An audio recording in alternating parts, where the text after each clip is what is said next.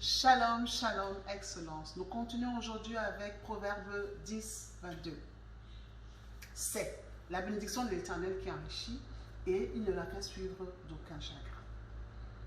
Pour étayer ce verset, nous allons parler du couple, du mariage. Parce que depuis la nuit des temps, il a été persécuté. Il est persécuté.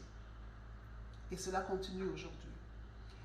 Alors, voilà un jeune qui veut se marier, une jeune femme qui veut se marier, et qui rentre dans la prière, les jeûnes, pour pouvoir le faire. Le lien des célibats est là et ne facilite pas les choses. Le Dieu Tout-Puissant qui voit son cœur lui révèle son mari ou sa femme.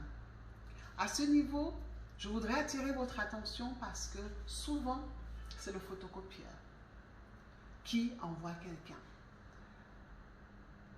Nous n'avons pas toujours le recul nécessaire pour demander confirmation. Dès que la personne s'amène et qu'elle correspond à ce que nous avons demandé, on plonge et on ne regarde plus derrière.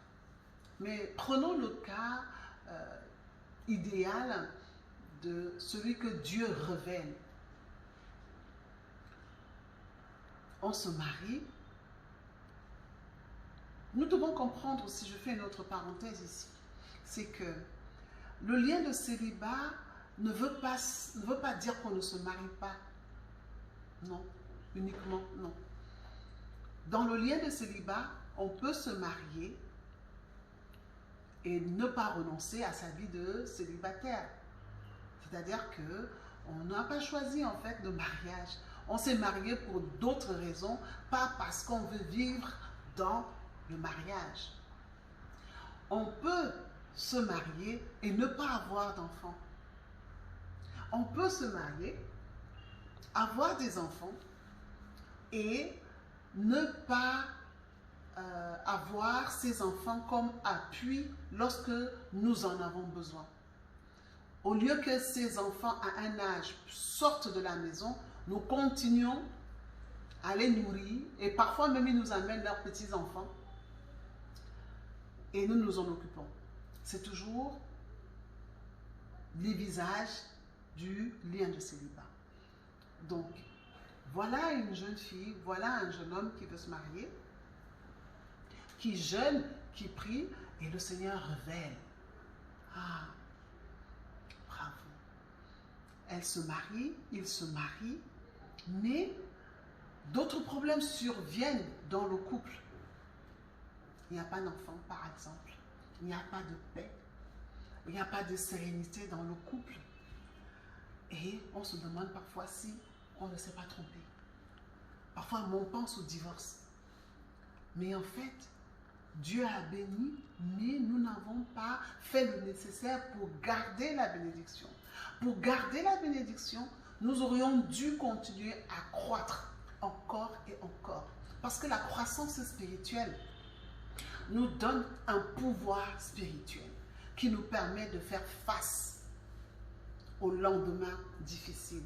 Mais comme nous n'avons plus cru en parlant de la croissance spirituelle, nous nous retrouvons avec des problèmes insurmontables. On dira comme quelqu'un, l'Éternel a donné, l'Éternel a repris. Non. Quand l'Éternel donne, il donne, mais simplement, nous devons être en mesure de garder ce que l'Éternel nous a donné. Et pour être en mesure de garder la bénédiction de l'Éternel, c'est de grandir encore et encore. Donc, la bénédiction de l'Éternel qui enrichit et qui n'est suivie d'aucun chagrin, c'est celle dans laquelle nous acceptons, nous comprenons et nous intégrons que la marche avec Dieu ne s'arrête jamais.